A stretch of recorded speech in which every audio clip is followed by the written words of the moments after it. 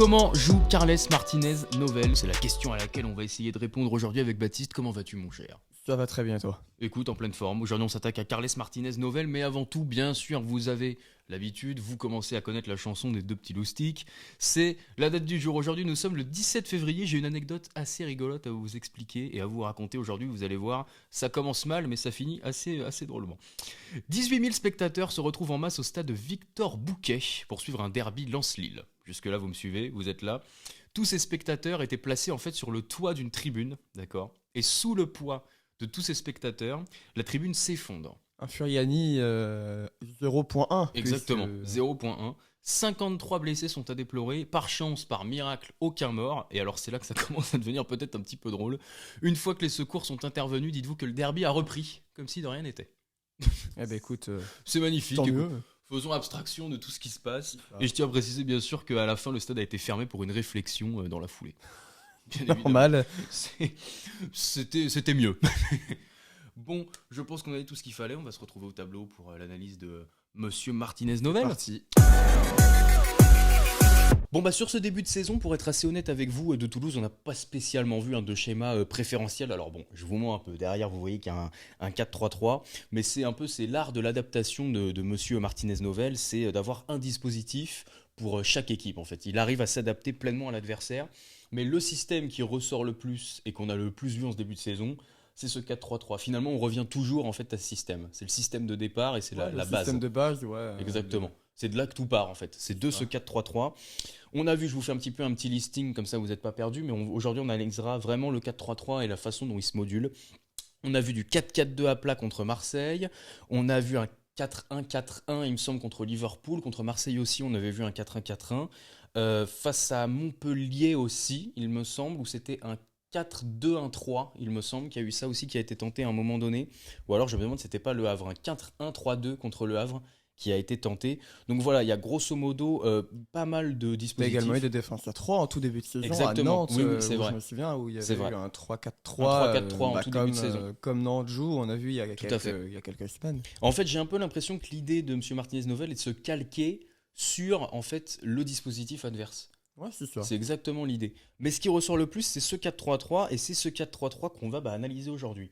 Un 4-3-3 assez classique avec une pointe basse qui est ici Spearings, qui est un peu, je pense, le métronome de cette équipe. C'est un peu pareil de lui que tout part et on se rend compte finalement, c'est une analyse un peu bête, mais que de quasiment en fait toutes les équipes, le numéro 6 est l'un des joueurs les plus importants. C'est limite de lui que tout part en fait. À chaque fois, sur les phases de construction, sur les phases de pressing, C'est un régulateur. c'est le régulateur, c'est exactement ça, Baptiste, c'est le rôle de ce poste. Et en fait, en ayant fait cette analyse, pour être très honnête avec vous, moi c'est la première fois que je fais une analyse aussi importante de match. Et c'est là qu'on se rend compte de l'importance d'un numéro 6 en fait dans une équipe et on voit tout de suite les déficits qu'il y a dans certaines équipes de notre championnat et même ailleurs. Donc ce 4-3-3. Alors ce qu'on a vu au TFC, c'est qu'il y a une vraie volonté d'avoir la possession de la balle. On essaye d'étirer au maximum le bloc adverse. On y voit alors un 4-3-3, on pourrait dire une sorte de 4-3-3, même si là je l'ai aligné comme ça, avec du coup un joueur comme Spearings qui est devant la défense. Et donc les latéraux qui sont ici sont très très très hauts et sont limite en fait des milieux de terrain. Ils montent au milieu de terrain, on les a vus super hauts, ils multiplient les courses.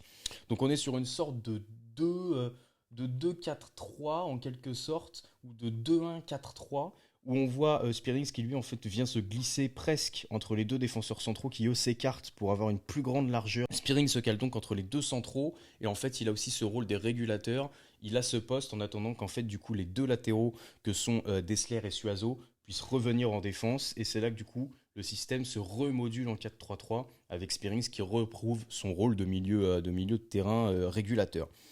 Spearings c'est vraiment le Pirlo, c'est l'exemple qui m'est venu, c'est le Pirlo de cette équipe, c'est un peu le maestro, c'est par lui que tout passe. Et pourtant, à la base, il n'était pas prévu de revenir dans cette équipe. Hein. Pas du tout, À c'est la vrai. base, il devait rester à Lens après avoir signé un contrat en tout début de mercato. Et alors, il je a me eu permets vraiment de, catastrophe. je me permets de te couper et de faire un petit parallèle. Quand je vois la situation de Lens, et on en parlera dans de prochaines vidéos, mais quand je vois la situation de Lens et quand je vois le milieu de terrain de Lens, je me demande pourquoi il n'a pas été conservé.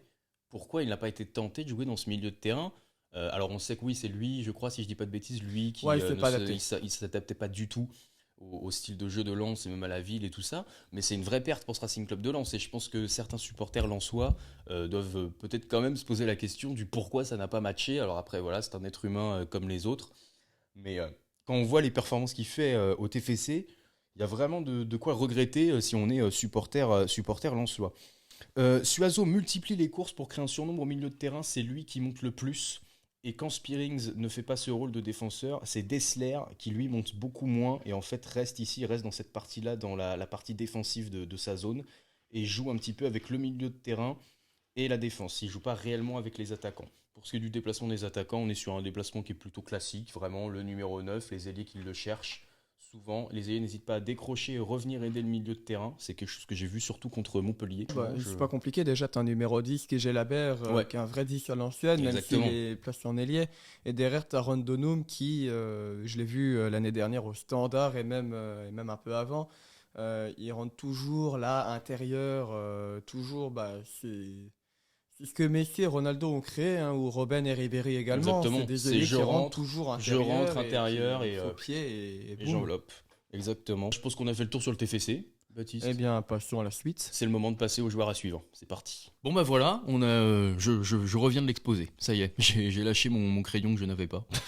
Allez, 15 sur 20 pour la note. Merci beaucoup Baptiste, ça me fait plaisir. Heureusement que t'es là toi. Bon, c'est l'heure de passer aux joueurs à suivre.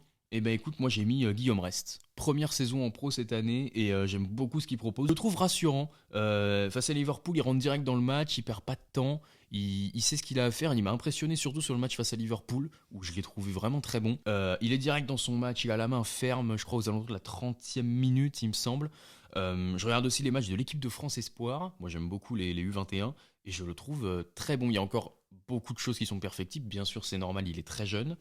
Il a Mais 18 ans. il a 18 ans, voilà, et tout jeune majeur. Donc il y a encore beaucoup de choses qui sont perfectibles. Mais alors on lui souhaite pas un destin à la Alban Lafont, par exemple.